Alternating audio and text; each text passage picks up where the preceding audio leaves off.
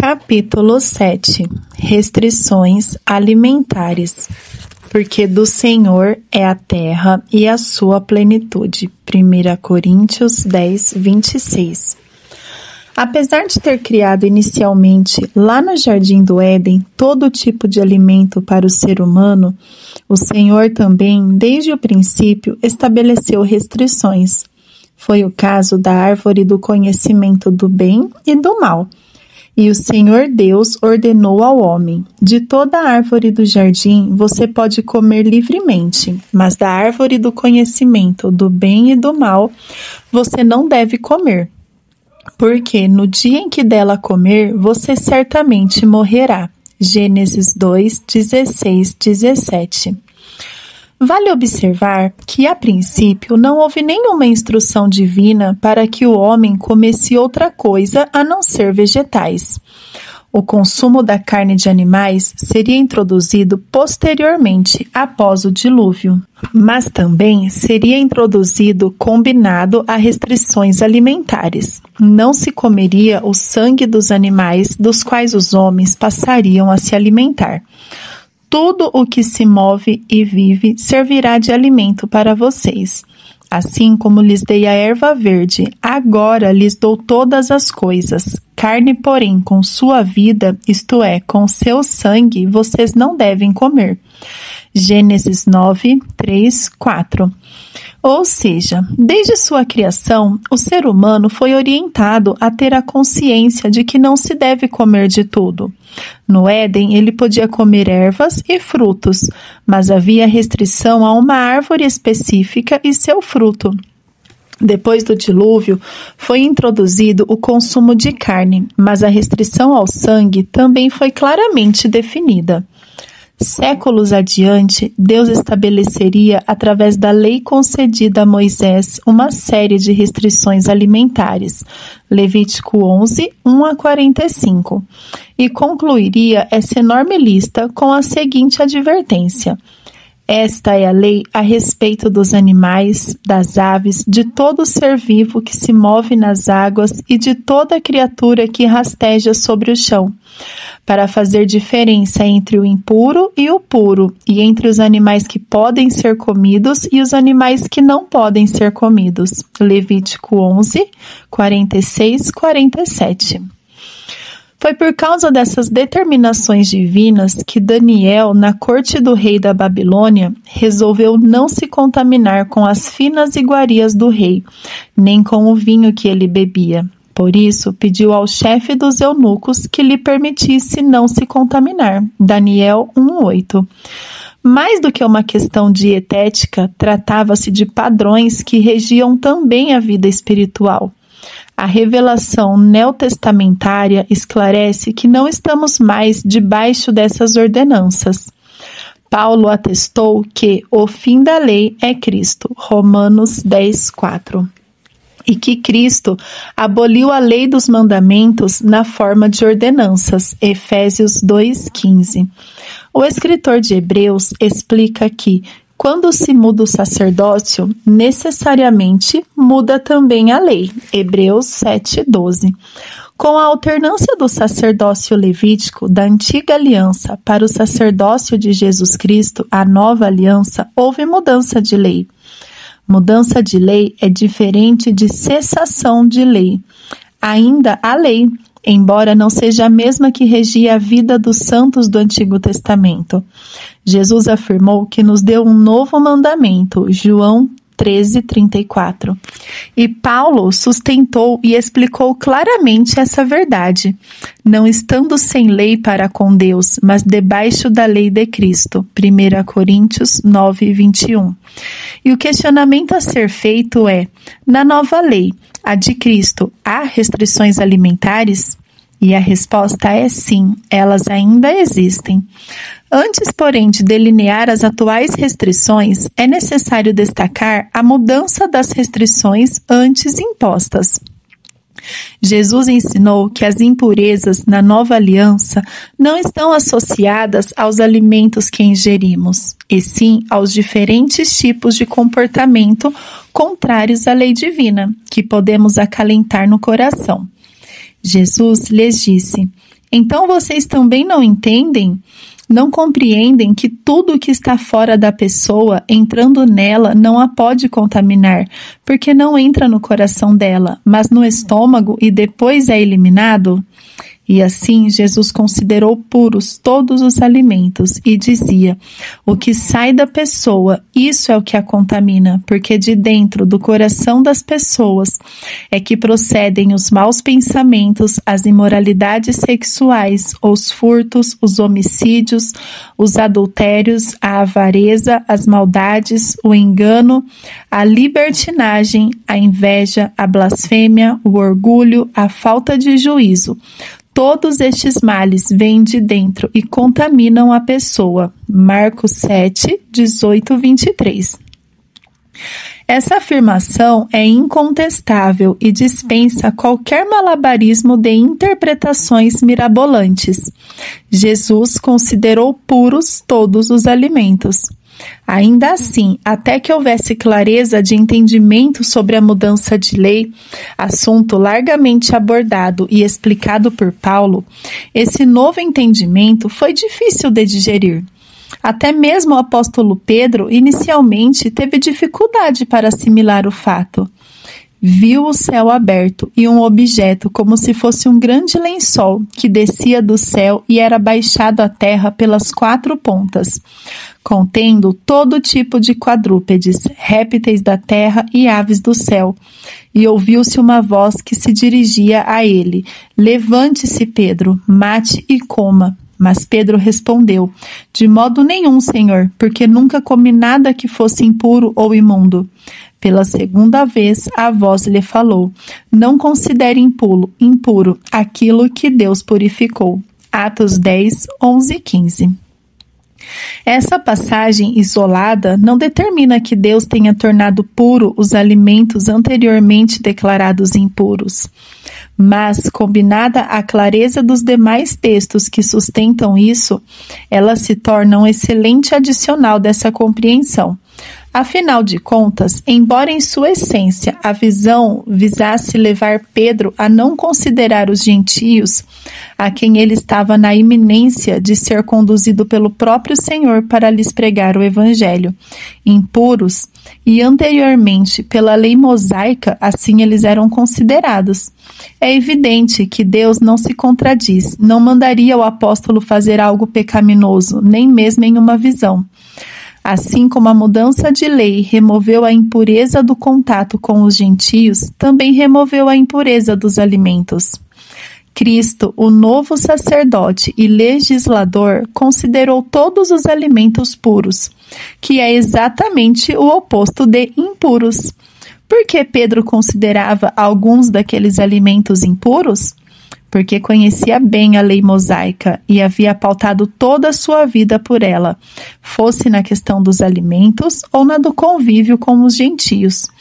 Porém, não foi dito ao apóstolo que ele estava errado em observar por toda a sua vida as restrições alimentares da lei. Apenas lhe foi comunicado uma mudança. Deus purificou o que antes não considerou puro. Outras afirmações corroboram isso. Eu sei e estou persuadido no Senhor Jesus de que nada é impuro em si mesmo, a não ser para aquele que pensa que alguma coisa é impuro. Para esse é impura. Romanos 14, 14. Ao observar o contexto dessa declaração, percebemos que Paulo falava acerca de comida, bem como de crenças equivocadas sobre restrições alimentares.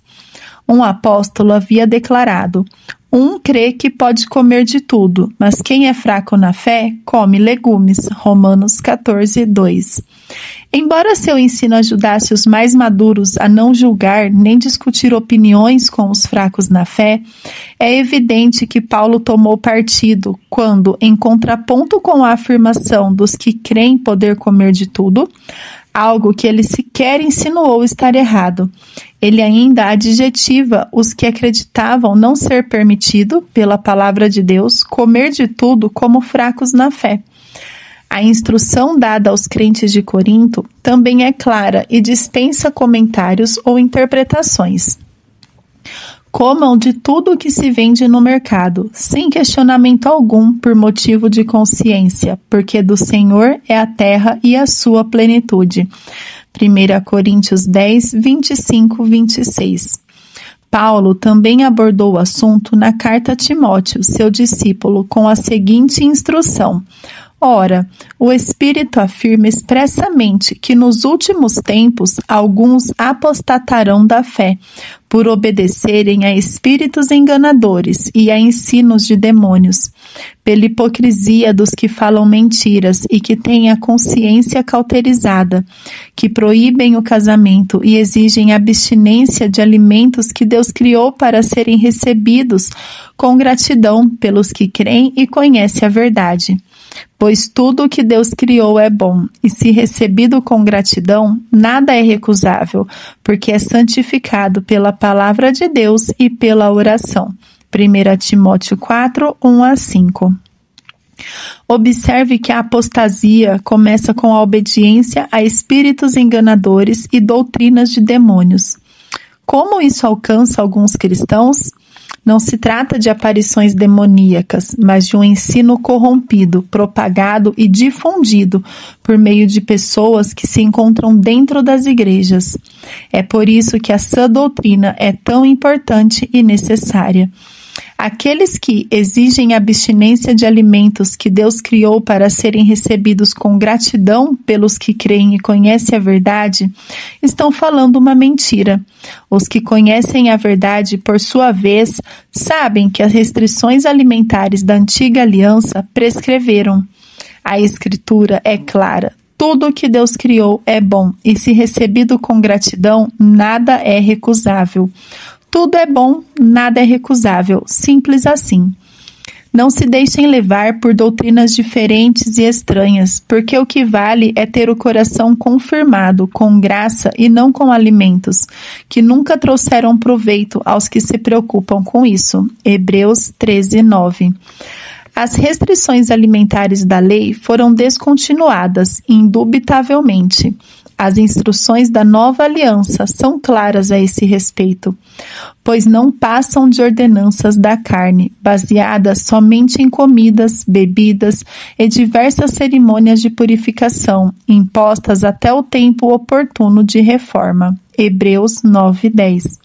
Há uma clara restrição alimentar, no entanto, anterior à lei de Moisés e que permanece mesmo no Novo Testamento.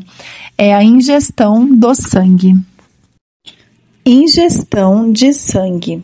Alguns judeus foram a Antioquia, a primeira igreja organizada entre os gentios, e começaram a criar um tumulto doutrinário, afirmando que os gentios não seriam salvos caso não se circundassem.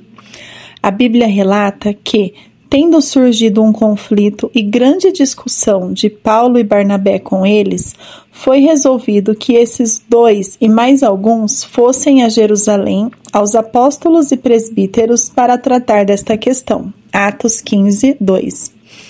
Quando lá chegaram, encontraram alguns membros do partido dos fariseus que haviam crido, e estes se insurgiram, dizendo: é necessário circuncidá-los e ordenar-lhes que observem a lei de Moisés. Atos 15, 5.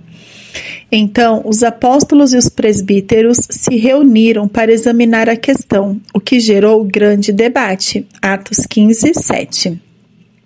Depois de Pedro, Barnabé e Paulo falarem, Tiago se levantou e trouxe uma palavra esclarecedora. E a conclusão da reunião, que posteriormente seria conhecida como o Concílio de Jerusalém, foi enviada por meio de uma carta. Os irmãos, tanto os apóstolos como os presbíteros, aos irmãos gentios em Antioquia, Síria e Cilícia, saudações. Visto sabermos que alguns que saíram de nosso meio sem nenhuma autorização perturbaram vocês com palavras, transtornando a mente de vocês, pareceu-nos bem, chegados a pleno acordo, eleger alguns homens e enviá-los a vocês com os nossos amados Barnabé e Paulo. homens que têm arriscado a vida pelo nome de nosso Senhor Jesus Cristo. Portanto, estamos enviando Judas e Silas, os quais pessoalmente lhes dirão as mesmas coisas, pois pareceu bem ao Espírito Santo e a nós não impor a vocês maior encargo além destas coisas essenciais, que vocês se abstenham das coisas sacrificadas a ídolos, bem como do sangue, da carne de animais sufocados e da imoralidade sexual. Se evitarem essas coisas, farão bem. Passem bem. Atos 15, 23, 29. Das 4 orientações oferecidas aos gentios convertidos, tratadas como questões essenciais que envolvem não praticar imoralidade nem idolatria, 2 dizem respeito a abster-se do sangue. Uma das orientações para abster-se da ingestão do sangue é explícita. Já a que diz a carne de animais sufocados é um desdobramento da outra. Trata-se do mesmo mandamento. Qualquer homem da casa de Israel ou dos estrangeiros que peregrinam entre vocês que comer sangue, contra ele me voltarei e o eliminarei do seu povo, porque a vida da carne está no sangue. Eu o tenho dado a vocês sobre o altar para fazer expiação pela vida de vocês, porque é o sangue que fará expiação pela vida. Portanto, tenho dito aos filhos de Israel: nenhum de vocês comerá sangue, nem o estrangeiro que peregrina entre vocês o comerá. Qualquer homem dos filhos de Israel ou dos estrangeiros que peregrinam entre vocês, que caçar animal ou ave que se pode comer, derramará o sangue e o cobrirá com pó, porque a vida de toda a carne é o seu sangue. Por isso, tenho dito aos filhos de Israel que não comam o sangue de nenhuma carne, porque a vida de toda a carne é o seu sangue. Todo o que comer será eliminado. Levítico 17, 10, 14. O que era a carne sufocada? Era aquela em que o sangue do animal não foi derramado e a comida foi preparada juntamente com o sangue. Era, por assim dizer, um consumo indireto. No Brasil, temos alguns pratos que são preparados com sangue, como o chouriço e o sarapatel. E um exemplo de carne sufocada é a chamada galinha ao molho pardo, em que, via de regra, a ave é morta tendo seu pescoço quebrado e sua carne é cozida sem que se derrame o sangue. O consumo direto e indireto do sangue, e aqui temos de distinguir entre o soro de um bife rosado e o sangue propriamente dito. Segue mesmo na nova aliança sendo proibido, e essas verdades precisam ser ensinadas em nossas igrejas. Estou abordando esses tópicos porque, além de serem parte do ensino bíblico acerca dos alimentos, precisamos entender que sempre houve, antes, durante e depois da lei de Moisés, restrições alimentares. Vejo isso como uma mensagem divina que aponta para a necessidade de critérios em nossas escolhas e condutas quanto à comida. Atualmente, a única proibição que, se ignorada, é tratada como pecado é o consumo de sangue e da carne sufocada. Porém, aquilo que tratamos no capítulo 4, acerca da boa mordomia do corpo, deve nos remeter a uma mentalidade de escolhas saudáveis. O que devemos comer? A questão, portanto, não deveria girar em torno do que podemos, mas sim do que devemos comer. Uma vez que a única proibição alimentar bíblica para os crentes da nova aliança diz respeito à ingestão do sangue e da carne sufocada. Sabemos que podemos, no sentido permissivo, comer de todos os demais alimentos. Não significa, entretanto, que deveríamos comer de tudo.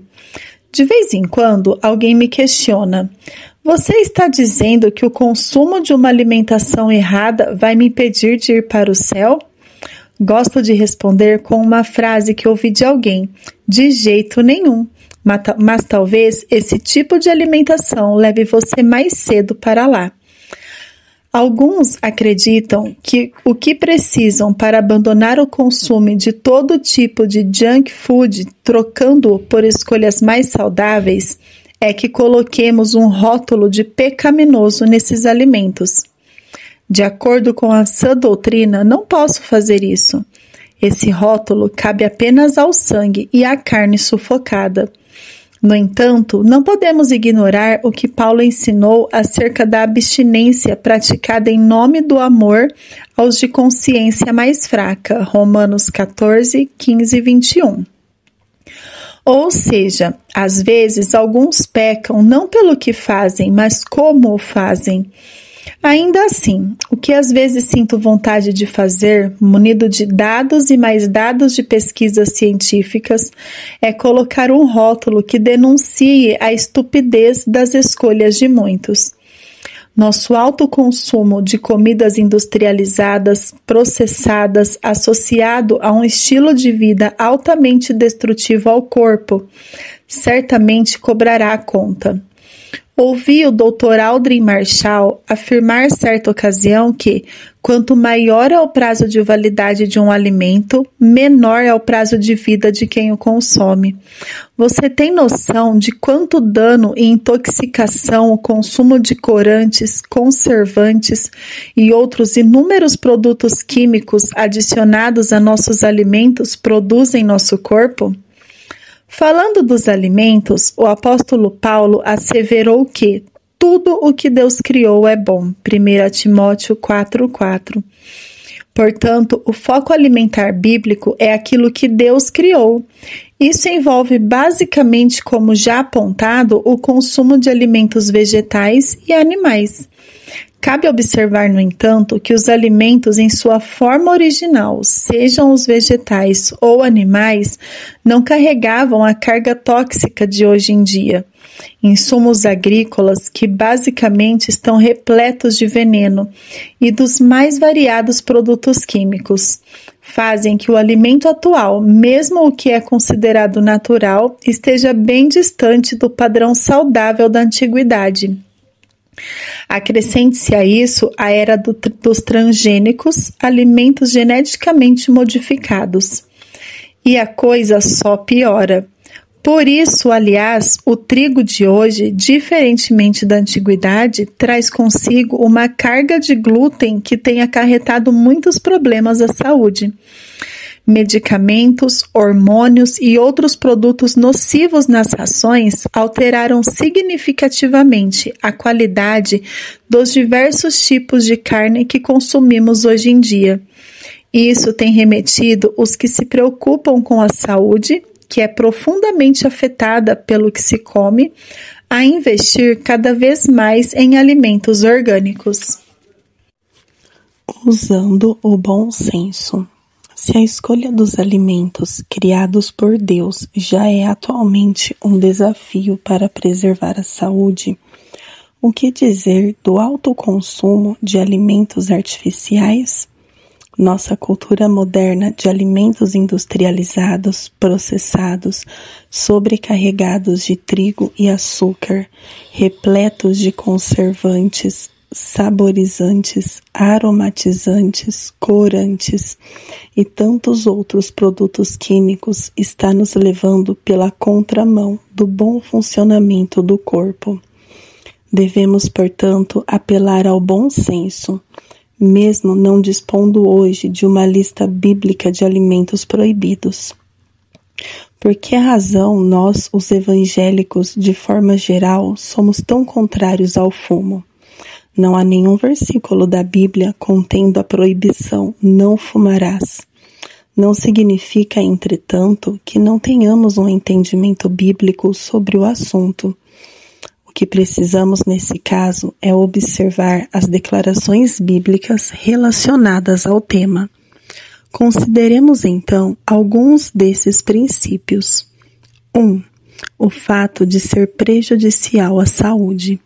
A Biblioteca Virtual em Saúde do Ministério da Saúde alerta que o tabagismo obriga os fumantes a inalarem mais de 4.720 substâncias tóxicas, como monóxido de carbono, amônia, cetonas, formaldeído, acetaldeído, acroleína, além de 43 substâncias cancerígenas, sendo as principais arsênio, níquel, benzopireno, cádmio, chumbo, resíduos de agrotóxicos e substâncias radioativas. Além disso, há mais de 50 doenças relacionadas ao consumo de cigarro. Estatísticas revelam que os fumantes, comparados aos não fumantes, apresentam um risco 10 vezes maior de adoecer de câncer de pulmão, 5 vezes maior de sofrer infarto, 5 vezes maior de sofrer de bronquite crônica e enfisema pulmonar, e 2 vezes maior de sofrer derrame cerebral. Logo, o fumo acarreta dano ao corpo, o templo do Espírito Santo. E Paulo indagou aos coríntios: será que vocês não sabem que o corpo de vocês é santuário do Espírito Santo, que está em vocês e que vocês receberam de Deus e que vocês não pertencem a vocês mesmos? 1 Coríntios 6,19. E também pontuou: vocês não sabem que são santuário de Deus e que o Espírito de Deus habita em vocês? Se alguém destruir o santuário de Deus, Deus o destruirá, porque o santuário de Deus, que são vocês, é sagrado. 1 Coríntios 3, 16, 17. Se nosso corpo é o santuário do Espírito de Deus e não pode ser destruído, por que decidiríamos acreditar que está tudo bem fumar? E que isso não seria uma deliberada quebra de princípios divinos? 2. A questão da dependência. O mesmo artigo do Ministério da Saúde aponta que o hábito de fumar é reconhecido como uma doença epidêmica que causa dependência física, psicológica e comportamental, semelhante ao que ocorre com o uso de outras drogas, como álcool, cocaína e heroína. A dependência ocorre pela presença da nicotina nos produtos à base de tabaco. O que as Escrituras dizem sobre isso? Todas as coisas me são lícitas, mas nem todas convêm. Todas as coisas me são lícitas, mas eu não me deixarei dominar por nenhuma delas. 1 Coríntios 6, 12. Logo, nada que se constitui vício, ou seja, que nos domina, deve ser aceitável, ainda que se alegue ser algo lícito, não proibido. 3. O dano a terceiros. Evitamos algumas coisas não somente por serem danosas a nós mesmos, mas também por serem danosas a outros, até mesmo quando não o são para nós. Assim escreve o apóstolo Paulo: se o seu irmão fica triste por causa do que você come, você já não anda segundo o amor.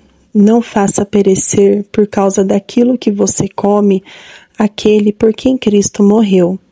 Não seja, pois, difamado aquilo que vocês consideram bom. Romanos 14, 15, 16. E também sustenta, como complemento lógico do raciocínio empregado nos versículos citados, o seguinte: assim, pois, sigamos as coisas que contribuem para a paz, e também as que são para a edificação mútua. Não destrua a obra de Deus por causa da comida. Todas as coisas, na verdade, são puras, mas não é bom quando alguém come algo que causa escândalo. É bom não comer carne, nem beber vinho, nem fazer qualquer outra coisa que leve um irmão a tropeçar. Romanos 14, 19 e 21. Paulo abordou o mesmo assunto com a igreja em Corinto, enfatizando os alimentos consagrados a ídolos. Quanto a comer alimentos sacrificados a ídolos, sabemos que o ídolo por si mesmo nada é no mundo, e que não há senão um só Deus. Entretanto, nem todos têm esse conhecimento. Alguns, acostumados até agora com o ídolo, ainda comem desses alimentos como se fossem sacrificados a ídolos, e a consciência destes, por ser fraca, vem a contaminar-se. Não é a comida que nos torna agradáveis a Deus, pois nada perderemos se não comermos, e nada ganharemos se comermos. 1 Coríntios 8, 4, 7 e 8.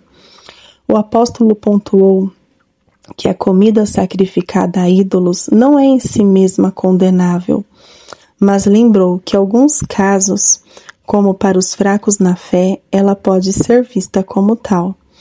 E então, focado na lei do amor, que evita promover o dano a terceiros, mesmo que não estejamos trazendo dano a nós mesmos, adverte: mas tenham cuidado para que essa liberdade de vocês não venha de algum modo a ser tropeço para os fracos, porque se alguém enxergar você que tem conhecimento sentado à mesa no templo de um ídolo, será que a consciência do que é fraco não vai ser induzida a participar de comidas sacrificadas a ídolos? E assim, por causa do conhecimento que você tem, perde-se o irmão fraco, pelo qual Cristo morreu. E deste modo, pecando contra os irmãos, ferindo a consciência fraca que eles têm, é contra Cristo que vocês estão pecando. E por isso, se a comida serve de escândalo ao meu irmão, nunca mais comerei carne, para que não venha escandalizá-lo. 1 Coríntios 8, 9 a 13.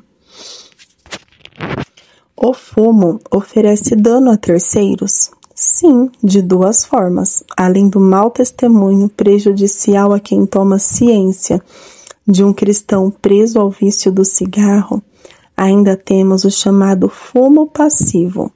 O já citado artigo sobre tabagismo do Ministério da Saúde assevera: ao respirar a fumaça do cigarro, os não fumantes correm o risco de ter as mesmas doenças que o fumante. As crianças, especialmente as mais novas, são as mais prejudicadas, já que respiram mais rapidamente. Em crianças que vivem com fumantes em casa, cerca de metade das crianças do mundo, há um aumento de incidência de pneumonia, bronquite, agravamento de asma, além de uma maior probabilidade de desenvolvimento de doença cardiovascular na idade adulta. O bom senso e, sobretudo, a coerência bíblica nos levam, portanto, a não apenas evitar, como também combater essa prática nociva à saúde. Igualmente, devemos usar o bom senso e a coerência na seletividade de nossos alimentos, na determinação de quantidades ingeridas e no respeito às pausas necessárias que dão descanso não somente ao estômago e intestino, mas também à produção hormonal. Portanto, mesmo sem uma relação bíblica de restrições alimentares, podemos criar nossa própria lista de restrições autoimpostas. Ela deve focar o quando, o quanto e o que comemos. Quando comer? Quando devemos comer? Obviamente, salvo exceções como a prática do jejum, a alimentação, assim como o sono, é um evento diário. Tiago escreveu: se um irmão ou uma irmã estiverem com falta de roupa e necessitando do alimento diário, Tiago 2,15. Quantas refeições diárias, porém, seria correto fazer?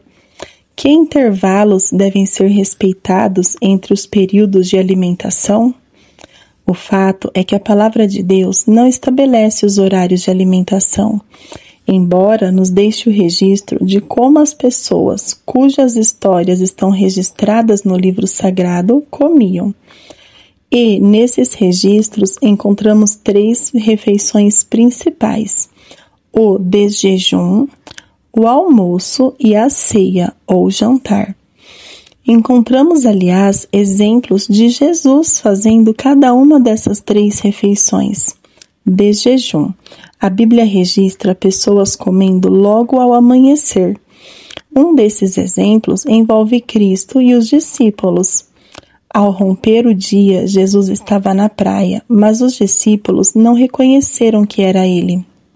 Jesus lhe perguntou: Filhos, será que vocês têm aí alguma coisa para comer? Eles responderam: Não. João 21, 4, 5. Outro exemplo é o de um levita que morava na região montanhosa de Efraim e foi visitar seu sogro em Belém de Judá. No quarto dia, madrugaram e se levantaram para partir, mas o pai da moça disse a seu genro: Coma alguma coisa para você ter mais força para a viagem. Depois disso, vocês podem ir embora. Juízes 19, 5. Almoço. Além do café da manhã, também temos registros de gente almoçando, ou seja, comendo ao meio-dia. Quando José viu que Benjamim estava com eles, disse ao administrador de sua casa: Leve estes homens para casa, mate um animal e prepare tudo, pois estes homens comerão comigo ao meio-dia. Gênesis 43, 16. Outro exemplo envolve novamente o Senhor Jesus. Ali ficava o poço de Jacó. Cansado da viagem, Jesus sentou-se junto ao poço. Era por volta do meio-dia. Nisso veio uma mulher samaritana tirar água. Jesus lhe disse: Dê-me um pouco de água, pois os seus discípulos tinham ido à cidade comprar alimentos. Enquanto isso, os discípulos pediam a Jesus, dizendo: Mestre, coma. João 4, 6, 8 e 31. Ceia. Quando Jesus, depois de ressuscitado, aparece a 2 discípulos no caminho de Emaús, eles, ao hospedá-lo ao fim do dia, lhe ofereceram comida. Quando se aproximavam da aldeia para onde iam, ele fez menção de passar adiante, mas eles o convenceram a ficar, dizendo: Fique conosco, porque é tarde e o dia já está chegando ao fim. E entrou para ficar com eles. E aconteceu que, quando estavam à mesa, ele pegou o pão e o abençoou. Depois partiu o pão e o deu a eles. Lucas 24, 28 a 30. Um detalhe importante é que a refeição não se deu tarde da noite, e sim ao fim do dia, e parece ter sido o que classificaríamos de um lanche mais leve. Outro exemplo envolve Isaac e diz respeito a um banquete, ou seja, a refeição não teria necessariamente sido leve. Então Isaac lhes deu um banquete, e comeram e beberam. Levantando-se de madrugada, juraram de parte a parte. Isaac os despediu e eles se foram em paz. Gênesis 26, 30, 31. Honestamente, o texto não pontua com toda a clareza o horário da refeição. Fala do banquete e depois dos hóspedes se levantando de madrugada para ir embora. Portanto, presumimos que comeram à noite, até pela natureza da refeição festiva. Fazendo-a depois do pôr do sol, evitava-se o calor do dia e preservava-se o horário de trabalho. Não significa, contudo, que tenhamos de comer os 3 principais refeições e que elas devam ser feitas nos mesmos horários. Mas a verdade é que elas são predominantes no mundo todo e estão presentes em toda a história da humanidade, desde a antiguidade até os dias de hoje. Um conselho a ser dado acerca do jantar ou ceia é que deve ser uma refeição leve e consumida um bom tempo antes da hora de dormir. Joseph Mercola, em sua obra Combustível para a Saúde, comenta sobre a última refeição diária. Muitos também consomem a maior parte de suas calorias diárias tarde da noite, que é exatamente quando o seu corpo precisa da menor quantidade de energia como calorias da alimentação. Por isso, eu recomendo que você evite comer por pelo menos 3 horas antes de dormir. E isso inclui todo mundo, não importa que tipo de dieta você siga ou não. Esse acesso contínuo à comida impede seu corpo de passar pelos processos de reparo e rejuvenescimento que ocorrem durante o jejum. Até recentemente, muitos profissionais da área da nutrição advogavam a importância de se comer de 3 em 3 horas. Há grande controvérsia sobre essa questão. Essa recomendação se apoiava em diversos motivos, entre eles o equilíbrio metabólico. A ideia era manter o metabolismo sem muitas variações e o controle da quantidade de alimentos, uma vez que quem come mais vezes ao dia tende supostamente a ingerir quantidades menores em cada uma dessas diversas refeições pela ausência de fome. Essa teoria, porém, quando se leva em conta o todo do organismo humano e o funcionamento dos processos digestivos, esbarra em algumas incoerências. O ser humano, ao longo da história, nunca dispôs da abundância atual de alimentos, nem da facilidade de acesso a eles. As pessoas não dispunham de condições de manter esses intervalos de alimentação e, portanto, não creio que Deus tenha criado o corpo humano com uma necessidade que, na maior parte da história, não teria sido atendida. Além disso, intervalos menores na alimentação podem até manter certo equilíbrio metabólico, mas certamente geram desequilíbrio hormonal. E hormônios como a insulina, por exemplo? Perguntam os médicos nutrólogos. A resposta é que sem intervalos maiores entre as refeições, a insulina se mantém alta, o que não é bom. Insulina constantemente alta significa que o corpo responderá com resistência insulínica e vários problemas de saúde se instalarão. Jason Fung, autor do esclarecedor livro O Código da Obesidade, explica detalhadamente a questão do equilíbrio da insulina.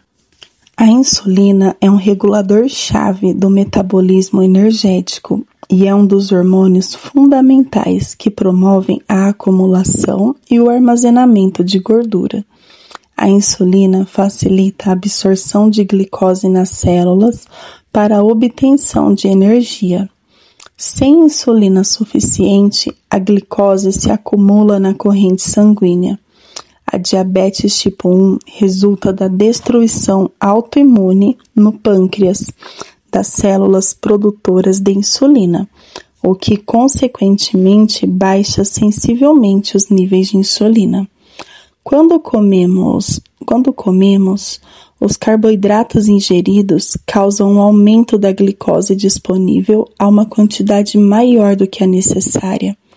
A insulina ajuda a levar essa glicose abundante pela corrente sanguínea para ser armazenada e reservada para uso posterior.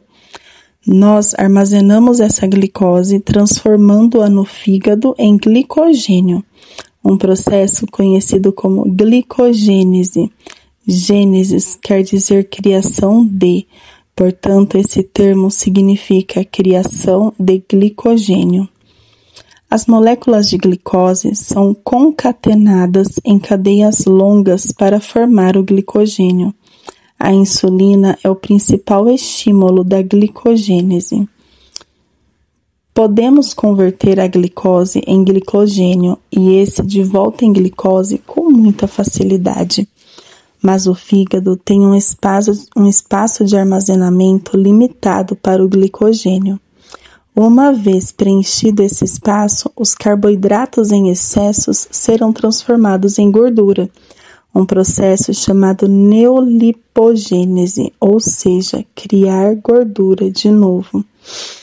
Horas após uma refeição, os níveis de açúcar no sangue e insulina começam a cair.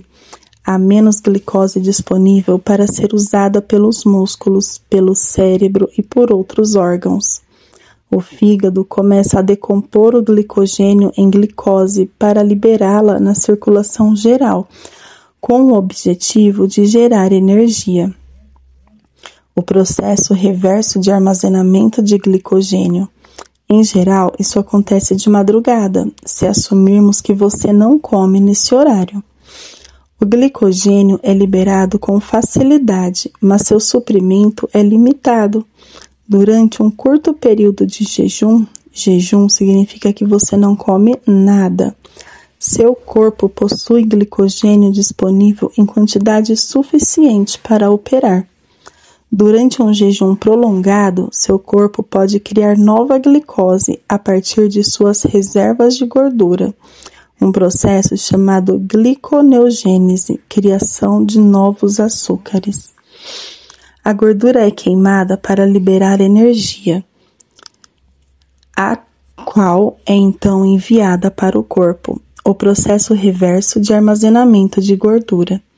A insulina é um hormônio de armazenagem.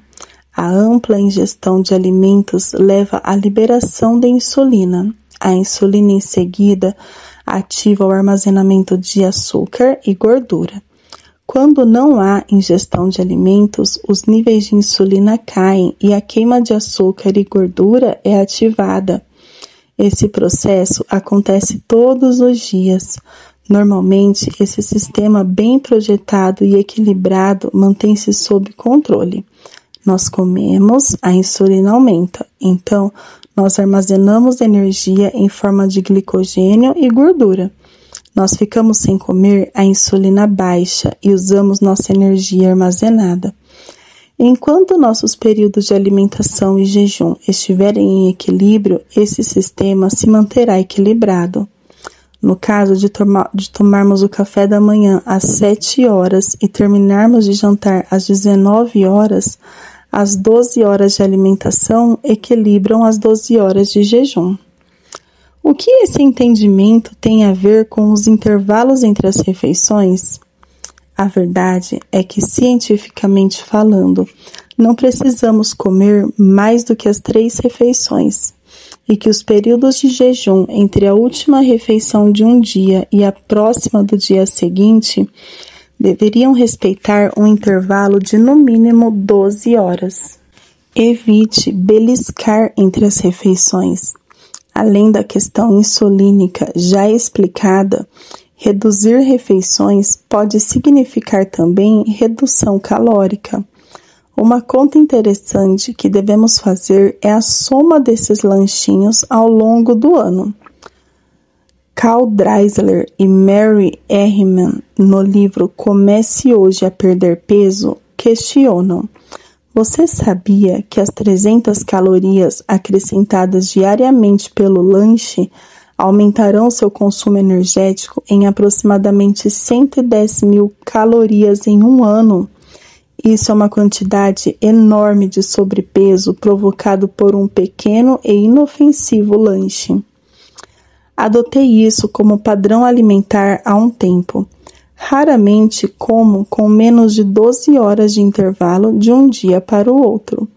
Muitas vezes estendo o chamado jejum intermitente. Falarei mais sobre isso no próximo capítulo. Para períodos de 16 a 18 horas. Deixando apenas de 6 a 8 horas para comer.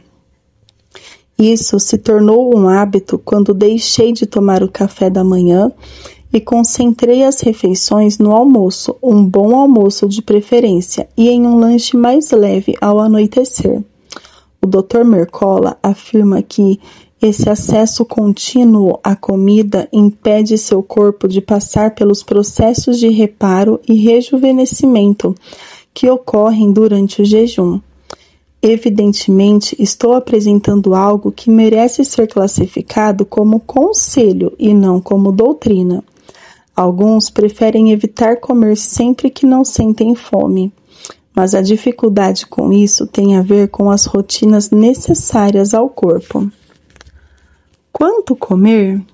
Quanto devemos comer? O alimento é apresentado nas Escrituras como fonte de sustento. Tendo sustento e com que nos vestir, estejamos contentes. 1 Timóteo 6:8.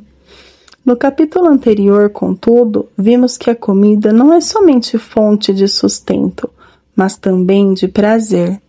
O problema se dá quando tratamos a alimentação como se fosse tão somente fonte de prazer. A verdade é que não é necessário promover festas e celebrações diárias. Sem mudar essa mentalidade, teremos problemas com a maneira de nos alimentar. Recordo-me da época em que ainda lutava com a obesidade e pedi um conselho a um amigo, o pastor Francisco, que exerceu grande influência em minha vida e hoje já se encontra com o Senhor. Na ocasião em que conversamos, ele não havia experimentado quase nenhuma alteração de peso nas últimas 4 décadas. Perguntei-lhe como conseguia aquela façanha. A resposta dada é que tinha tudo a ver com a mentalidade, o conceito que temos sobre alimentação. E disparou: eu não vivo para comer, eu como para viver. Acho que isso resume a perspectiva que precisamos desenvolver e sustentar acerca da comida. O ideal, salvo as exceções de ocasiões festivas, é comer somente aquilo de que precisamos para a manutenção do corpo, tanto de nutrientes quanto de energia. A mesma Bíblia que apresenta a comida como fonte de prazer e não apenas de sustento, mostra a sabedoria de quem aprende a manter a perspectiva de prazer sob controle. Feliz é você, ó terra, cujo rei é filho de nobres e cujos príncipes se sentam à mesa a seu tempo, para refazer as forças e não para se embriagar. Eclesiastes 10:17. Nem toda refeição deveria ser tratada como festiva. O foco deve ser o sustento do corpo. Coma alguma coisa para você ter mais força para a viagem. Juízes 19:5. Uma boa nutrição nos fornece a energia necessária para nossas atividades e preserva a saúde. Comer em excesso é prejudicial. É possível que atualmente tenhamos mais gente morrendo no mundo por excesso de alimento do que pela falta dele. Uma boa forma de avaliar se o quanto comemos e até mesmo o que comemos está correto é se o fazemos para saciar a fome ou se levantamos da mesa empanturrados. Muita gente come por questões emocionais, buscando conforto e prazer nos alimentos. Nosso objetivo deveria ser saciar a fome, que é o sinal do corpo da necessidade de comer. Observe alguns exemplos bíblicos. No dia seguinte, quando saíram de Betânia, Jesus teve fome e, vendo de longe uma figueira com folhas, foi ver se nela acharia alguma coisa. Aproximando-se dela, nada achou, a não ser folhas, porque não era tempo de figos. Marcos 11:12 e 13. O que levou Jesus a procurar figos? A Bíblia pontua que o motivo foi a fome e nada além disso. A alimentação deve ser, via de regra, orientada ao sustento, à nutrição que provê as necessidades do corpo, salvo exceções, como eventuais ocasiões de celebração. No dia seguinte, enquanto eles viajavam e já estavam perto da cidade de Jope, Pedro subiu ao terraço por volta do meio-dia a fim de orar. Estando com fome, quis comer. Mas, enquanto lhe preparavam a comida, sobreveio-lhe um êxtase. Atos 10:9-12. A Bíblia poderia apenas ter relatado que Pedro, enquanto orava, teve uma experiência sobrenatural, uma visão. Mas acrescentou o detalhe: estando com fome, quis comer. Qual o propósito desse registro? Paulo assegurou, escrevendo aos crentes de Roma, que tudo o que no passado foi escrito para o nosso ensino foi escrito. Romanos 15:4. Vale ressaltar que quando discutimos o quanto comemos, isso deve ser avaliado pelas necessidades diárias de nosso corpo, não se limitando ao tamanho da refeição. Joseph Mercola, estimulando a prática do jejum intermitente, afirma: Em vez de ajustar a quantidade de alimento, como acontece na restrição calórica de longo prazo, você só precisa modificar quando come e, claro, escolher os alimentos com inteligência. Demonstrou-se que apenas o ciclo entre períodos de alimentação e jejum em um cronograma diário, semanal ou mensal proporciona muitos dos mesmos benefícios da restrição calórica. Escolher quando comer e quando jejuar dessa forma é conhecido como jejum intermitente.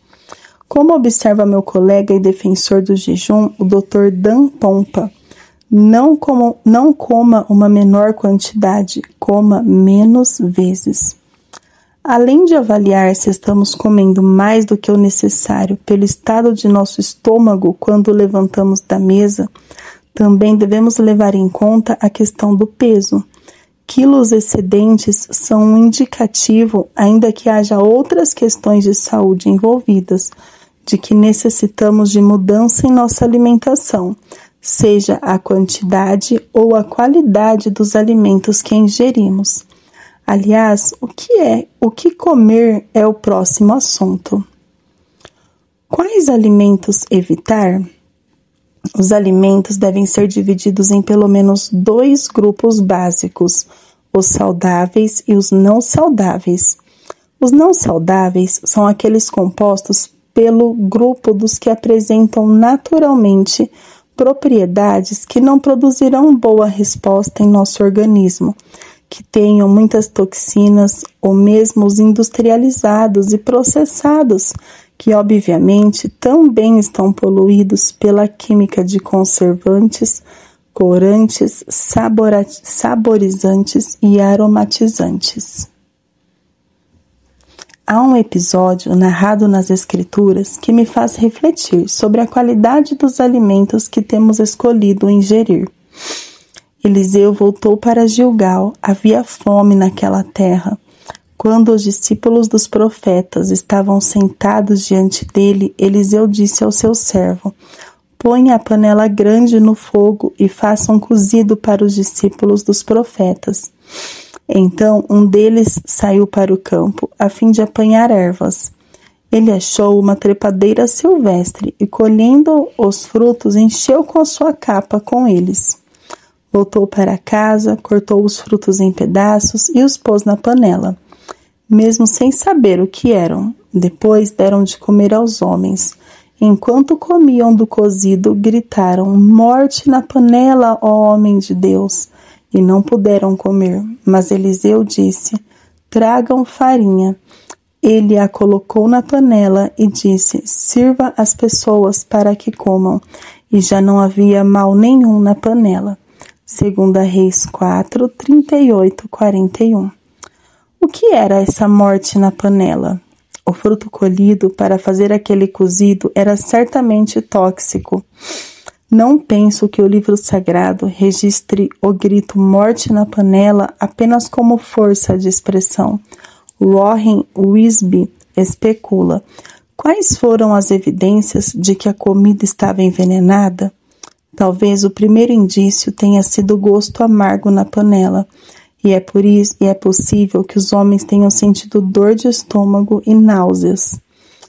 A palavra utilizada no hebraico, traduzida nesse texto por frutos, é paquá, que significa cabaças. Muitas versões bíblicas traduziram por colossíntidas.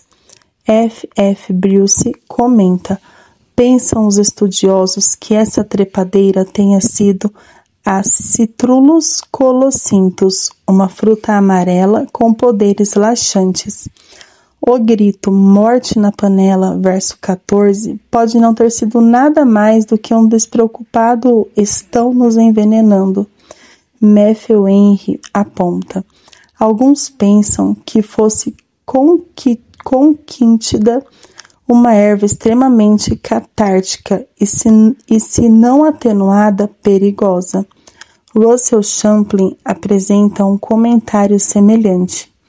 Talvez a planta ofensora fosse a colossíntida, que facilmente poderia ser confundida com uma cabaceira. Era uma fruta parecida com a laranja. Tratava-se de um poderoso catártico que em grandes quantidades tornava-se bastante venenoso. Por que um alimento tóxico, não saudável, prejudicial foi parar na panela? O texto bíblico sinaliza que o erro não foi intencional, antes provinha da ignorância de quem preparou a comida. Isso me parece um perfeito paralelo da nossa condição atual. Atualmente também temos morte em nossas panelas. Muito daquilo que comemos tem levado ao corpo uma série de disfunções, debilidades, doenças e até mesmo morte prematura. O milagre operado por Eliseu está mais para a exceção do que para a regra. Não há registro de que tenham voltado a ingerir as colossíntidas, só porque uma intervenção divina se manifestou na primeira vez que comeram o fruto tóxico. E não há nenhum versículo bíblico que proibia alimentar-se de colossíntida. O bom senso, no entanto, como já observado, deve guiar-nos às restrições autoimpostas quanto aos alimentos que não são saudáveis. Por isso, aconselho seguramente que se evite o máximo possível o consumo de alimentos industrializados e processados. Além disso, devemos ser cautelosos com o consumo de alimentos como os derivados do leite, por exemplo, não apenas por causa da lactose, mas também por ser um alimento altamente inflamatório. O glúten também tem deixado um rastro de problemas de saúde maior do que mensuramos. A seletividade alimentar não visa apenas a boa nutrição. Nosso intestino, que é diretamente impactado pelo que comemos, também é responsável por boa parte da produção hormonal e regula a imunidade. Conforme observa o Dr. Hélio Póvoa, é impressionante que o intestino responda por 80% do nosso potencial imune. E todos devemos ficar muito atentos para esse lado, pois a imunidade é um dos maiores pilares da boa saúde. Diferentemente do moço que saiu em busca de alimento para os discípulos dos profetas, não seja ignorante acerca daquilo que você coloca em sua panela. Tenho investido tempo e recursos estudando a alimentação e o funcionamento do corpo para não mais cometer esse tipo de erro, uma vez que muitos anos de minha vida foram um paralelo dessa história. Acredito que, além de adotar uma alimentação saudável, todo cristão também deveria acrescentar a prática do jejum a seu estilo de vida. E não me refiro apenas aos benefícios espirituais dessa disciplina, mas também a seu impacto positivo sobre nossa saúde, assunto que abordaremos no próximo capítulo.